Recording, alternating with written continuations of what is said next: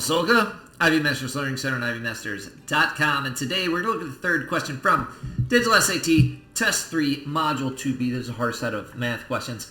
Number 3 reads, what percentage of 300 is 75? I rewrote it over here because we want a little room to work down. It's just a translation problem. What means X? And when I say X, what I mean is it's a variable. Percent means over 100. So when you get X percent, it's X over 100. Of means multiply. And then 300 is just 300, so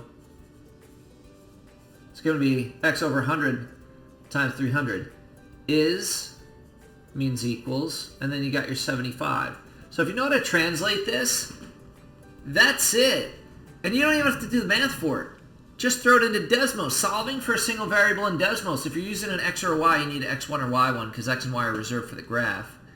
And I'm just going to throw this into Desmos, and instead of the equal sign, you need the tilde. But just keep that in mind, and let's let Desmos do the heavy lifting for us here.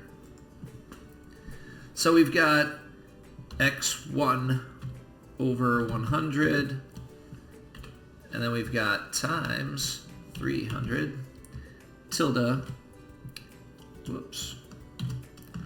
tilde 75, and we get our answer. It's 25. Thank you for joining us today. If you like this video, click like. You can share it with someone who has difficulty solving for a single variable, doesn't know that Desmos trick. It's a good video for that. Also, if they don't know how to translate an equation like this, if there's any question you'd like to see answered from any official PSAT or SAT or ACT, leave that in the comments. I'd be happy to shoot a video on it.